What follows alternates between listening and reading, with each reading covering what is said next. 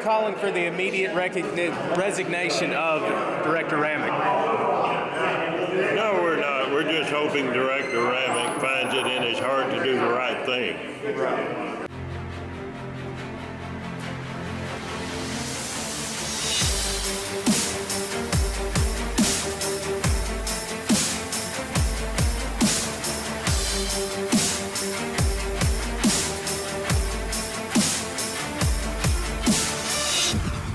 Okay, thank you for coming today.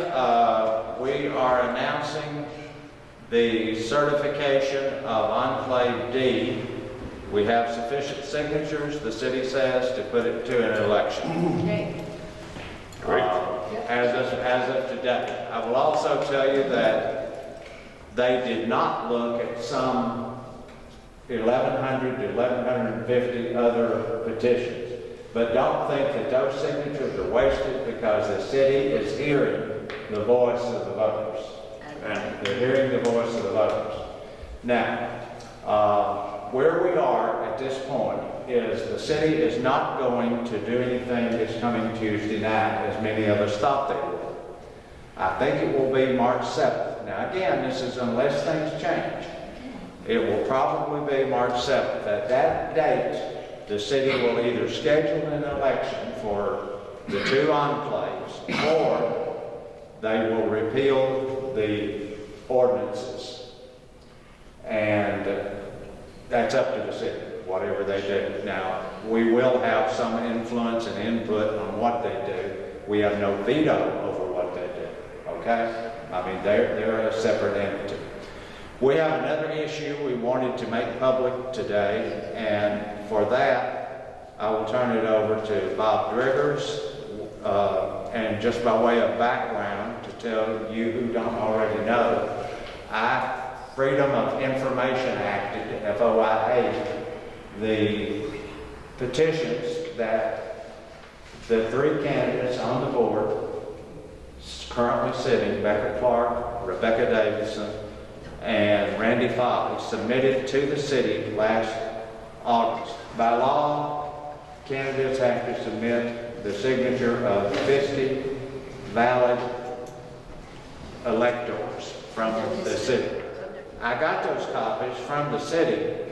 Bob Driggers and I spent an entire day analyzing the petitions of the three candidates and comparing them to the voter registration list. And the reason we did so is, unlike for the referendum petitions, where there is no written city policy at all, and yet they manufactured one, for candidates for public office, for the board of directors, there is a written policy. And that written policy is very, very clear. And in fact, it's set forth on their website for y'all who want to go look at it. And the operative language in here is in boldface. And I'm going to read you the boldface language from the city's own policy. This is a standard they are supposed to apply for validating the signatures submitted by the candidates to get 50 minimum electors. It says, all boldface, petitions must be signed as signatures appear in the voter registration office. So that's a pretty exacting standard. It's actually worse than the one that they applied to us. Now, the standard Bob and I applied in analyzing the signatures was a standard the city used for its own voters, where they rejected 671 of the initial offering of Enclave C, which is 40%, and they rejected 709 of my Enclave D, which is 43%. So we applied those same standards to these petitions. And to set the stage for it, let me just tell you, Randy Foley turned in 53 signatures.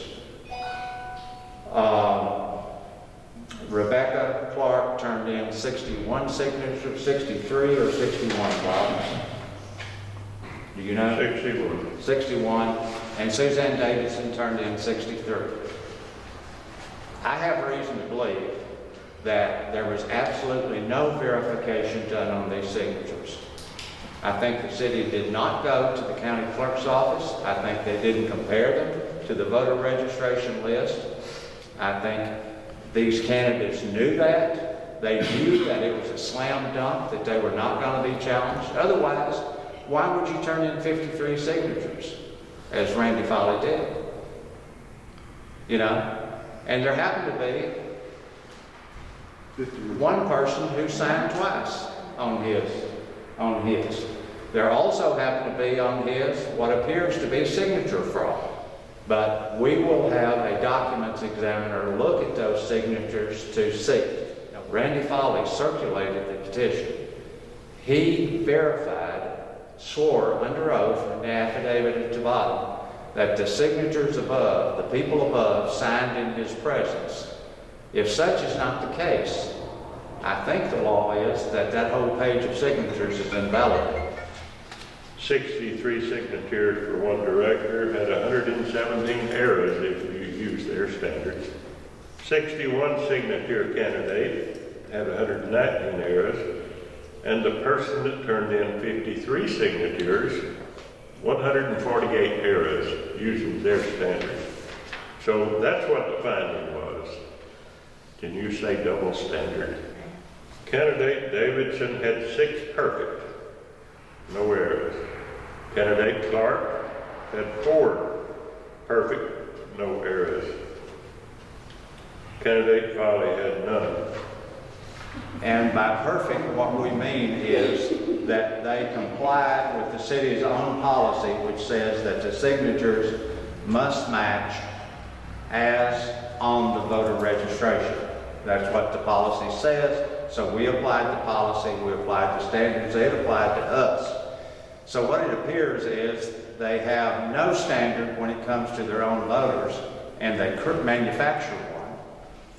They have a written policy when it comes to their own candidates, and they ignore it. They don't even go to the courthouse to verify it. And as Bob said, it's a double standard, and it's just not fair, it's not right. I live at 169 San Carlos Point. If you access that little cul-de-sac that we live in, it comes into San Carlos Point and then it branches off into Paddock Point. I noticed a couple of years ago this vehicle driving by, and back in January of last year when we had the first annexation hearings, all my neighbors were together, and one of them pointed out to me, "You see that director?" I said, "Yeah." He goes, "That's our neighbor." I go, "Really?" I go, "Where does he live?" She goes, "Right over there." I said, "Can he vote when he lives in the county with us?" "Well, I don't know." So from that day forward, I started paying attention, and for the last 18, 19 months, that vehicle comes and goes from the cul-de-sac every day. If I miss him every other day, it's every other day, but... Did you see him last night? 2 nights ago I did. Yes. Last night I just noticed the door open. Matter of fact, if somebody wants to go to Google Earth, you can Google Earth the address and pan the camera to the house, and you can see his vehicle in the garage in the house. So you don't have to get very creative, just Google Earth it at street level. In the county. In the Well, he says he's representing his district in the city. Exactly. Now, there's another issue that arises for Mr. Rank, and that is his vote to annex Enclave B. You know, he bought his property in July of 2015. In January of 2016, he cast a vote as director to annex by force, without a vote of the people in that enclave, without a vote of the people of the city, Enclave B, where he is now living. The question arises, is that a conflict of interest? Is that a conflict of interest? And the question arises, if it is a conflict of interest, what does the code of ethics say about that? Should he have recused? Should he have voted on something that benefited himself? And if so, what is the remedy for this? Bob, are you calling for the immediate resignation of Director Ramick? No, we're not. We're just hoping Director Ramick finds it in his heart to do the right thing.